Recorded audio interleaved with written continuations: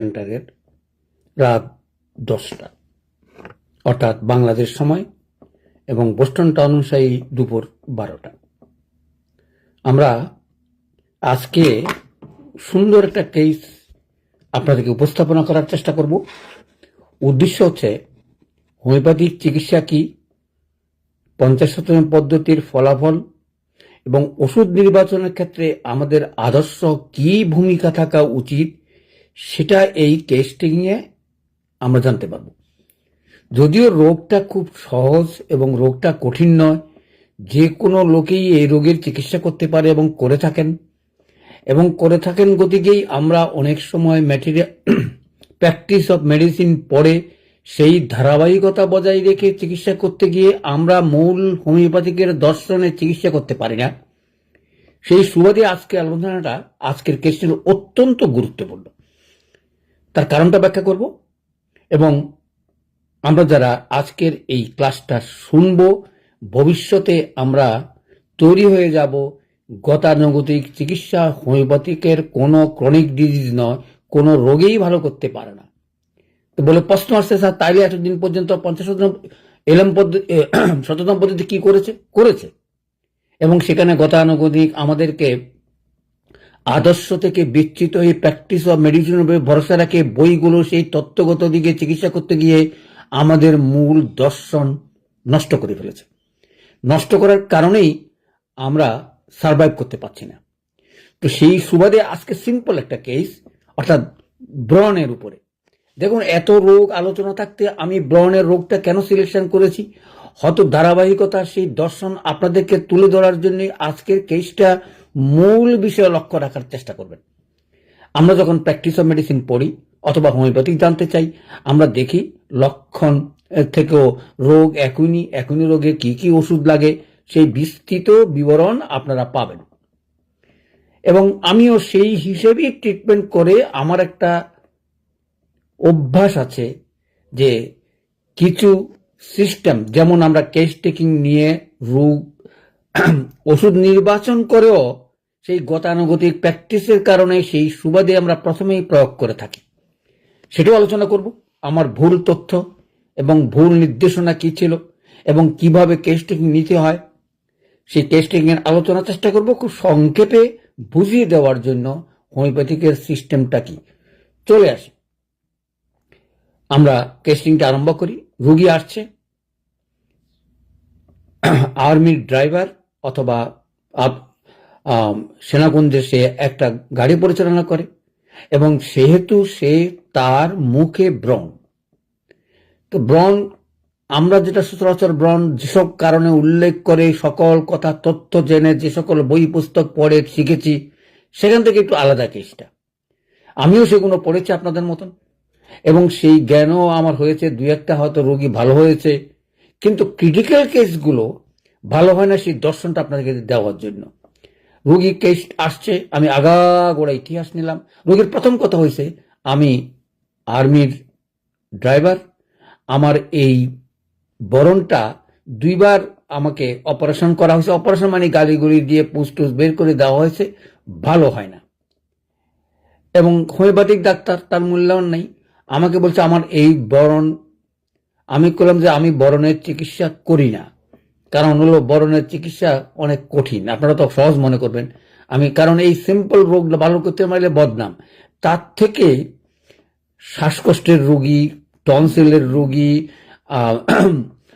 অন্যান্য রোগ অনেক সহজ, বরণটা অনেক কঠিন। আমার জীবনে 2-3টা বরণ ভালো করতে গিয়ে আমি বুঝেছি বরণের চিকিৎসার জটিলতা হোমিওপ্যাথিক কোনো শেষ নাই। কিন্তু গতানুগতিক বই পড়ে কোনোদিনই হোমিওপ্যাথিক চিকিৎসা করে তার সুফলতা বা সকল রোগীর চিকিৎসা করা কঠিন। কারণ বই পুস্তকে আছে, কারণটা আছে, অমুকটা আছে, ওষুধগুলো আছে, অন্তত 10-12-15টা ওষুধ আছে। আজকে সেটা বিভিন্ন আলাদা টাইপের ওষুধের কথা নিয়েই আমি টেস্টিংটা শুরু করব। তাহলে সে কি বলল যে আমি চিকিৎসা করাতে রাজি আছি না। আমি বললাম যে আমি বরণের চিকিৎসা করি না। সে বলল কেন করেন না? আমি কিন্তু না, বরণের চিকিৎসা আমি করি না, কারণ আমাকে ফিস দিতে হবে 200 টাকা। বলছে না, আমি ফিস দেবো না, আমার বরণ ভালো হলে আমি ফিস দেবো। আমি বললাম না, আপনার টাকা আমি ফেরত দেবো বরণ যদি ভালো না হয়। কারণ বরণের চিকিৎসা সিম্পল চিকিৎসা, কোনো অনেক কঠিন, যে কোনো লাইফ হিস্ট্রি থেকে সবকিছু নিতে হবে। সে রাজি হলো, ঠিক আছে আমি পরে টাকাটা দেবো আপনার বরণটা ভালো হইলে। আমিও রাজি হলাম, ঠিক আছে বরণ ভালো হইলে আপনি আমাকে 200 টাকা দিবেন, কিন্তু ওষুধের টাকাটা আপনাকে দিয়ে দিতে হবে। তো যথারীতি, কেন বললাম যথারীতি, আমি আমার কেস টেকিং নিয়ে আমাদের হোমিওপ্যাথিতে যত রকমের ওষুধ আছে, যেমন আমরা ক্যালকেরিয়া ফসের কথা বলি, পিকিকের কথা বলি, আবার অন্য কিছু চিন্তা করলে গ্যাস্ট্রিকের ট্রাবলস থেকে, পেটের ট্রাবলস থেকে যদি হইয়া থাকে, ক্যালসিয়াম, অনেক ওষুধ দিয়ে 3-4টা ওষুধ দিয়ে 15 দিন 1 মাস ব্যর্থ হইলাম। কিন্তু মূল কথাটা বলে রাখি, কেস টেকিং নেওয়ার সময় আমি আগাগোড়া ইতিহাস নিয়ে একটা মন্তব্য লিখেছিলাম। মন্তব্যটা হচ্ছে, দুঃখের থেকে, তার মার মৃত্যুর কারণে দুঃখের থেকে, তারপর থেকে এই বরণটা ভালো হচ্ছে না। আমি প্রথম দিনে নোট করে রেখেছি মানসিক কষ্টের উপরে ওষুধ। কিন্তু আমাদের গতানুগতিক কি শিখায় আমাদেরকে? আমাদের শিখেতে প্র্যাকটিস অফ মেডিসিন, এই ওষুধ দেন, সেই ওষুধ দেন, এটা ভালো হয়ে যাবে, ওটা ভালো হয়ে যাবে। আমি খালি এই মন্তব্যটা লিখে রেখেছি। যখন 1 মাস পরে ব্যর্থ হইলাম, অনেকগুলো ওষুধ প্রয়োগ করো, তারপরে ওই লাইনটা ধরেই আমি ওষুধ সিলেকশন করলাম। কি, যেহেতু দীর্ঘদিনের ওষুধ, দীর্ঘদিনের রোগ, আমি শুরুতেই তাকে নেট্রামিও দেওয়া শুরু করলাম, এবং কি অদ্ভুত ফলাফল আপনার চিন্তা, মানে আমি অবাক হই। এই হলো হোমিওপ্যাথিকের দর্শন। অর্থাৎ লাইফ হিস্ট্রি নিয়ে আপনার ওষুধ যেটাই আসবে, যেটি আপনি বিবেচনা করে ওষুধ দিবেন, সেটার পিছনে যুক্তি থাকতে হবে, কারণ থাকতে হবে, ব্যাখ্যা থাকতে হবে, এবং গতানুগতিক আমাদের সিস্টেম বাদ দিয়ে আপনি আপনার লক্ষণের উপরে ভিত্তি করে কেস টেকিং এর উপরে যে ওষুধ আছে 50 দিনের পদ্ধতি ওষুধটা প্রয়োগ করবেন। কেন বললাম এই কথা বললাম এই কারণে যে 50 দিন ওষুধ অন্তত 4 মাত্রা দিলেই বোঝা যাবে এই রোগী আপনার ওষুধ চলবে কি চলবে না। 2 মাত্রাও করা যায়। পার্থক্যটা হচ্ছে একই রোগে 2 মাত্রা দিয়ে আপনি ওষুধ নির্বাচন করতে পারবেন, কিন্তু ক্রনিক ডিজিজে মিনিমাম 4 মাত্রা না দিলে আপনি বুঝতে পারবেন না। এটা আমার দীর্ঘদিনের অভিজ্ঞতা। আমি এই কথা বলছি না, আপনারা হয়তো কেউ আগেও নির্বাচন করতে পারবেন, আগেও বুঝতে পারবেন। আমি বুঝার কারো দোষারোপ করছি না।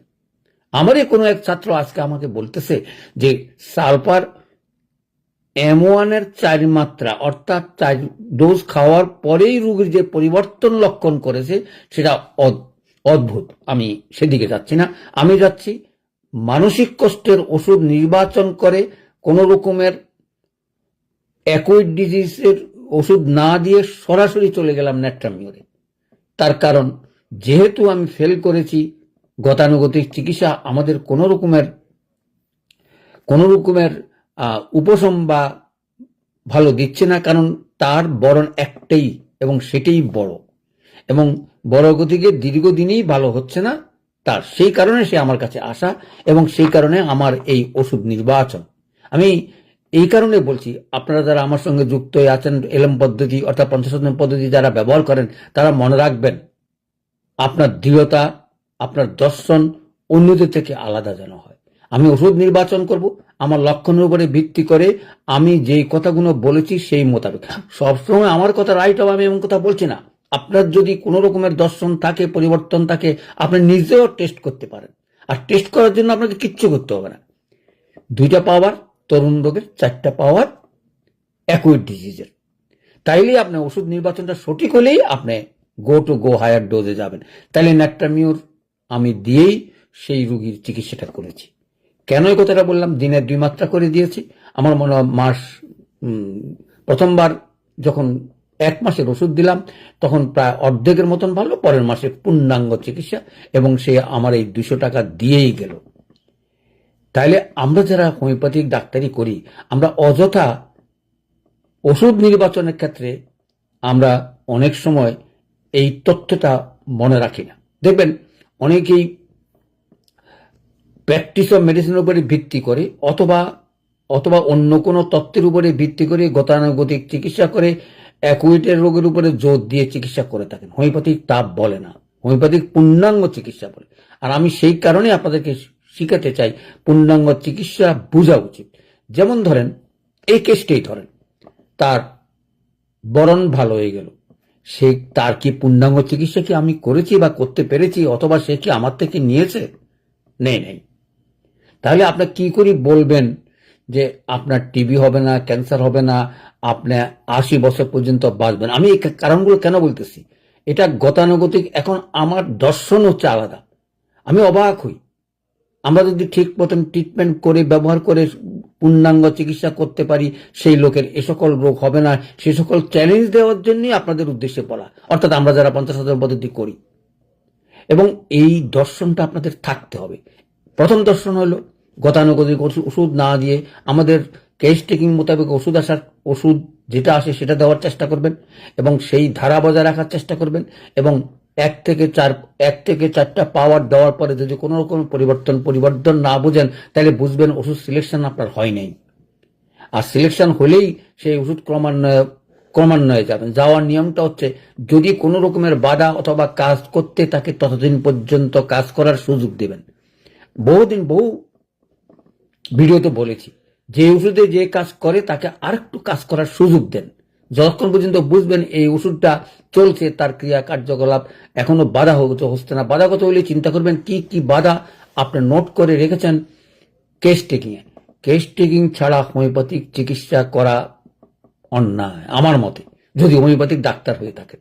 তার কারণ কেস টেকিং এই মূল ভিত্তি কি হবে, সে কবছর বাঁচার জন্য আপনি তাকে গ্যারান্টি দিতে পারবেন।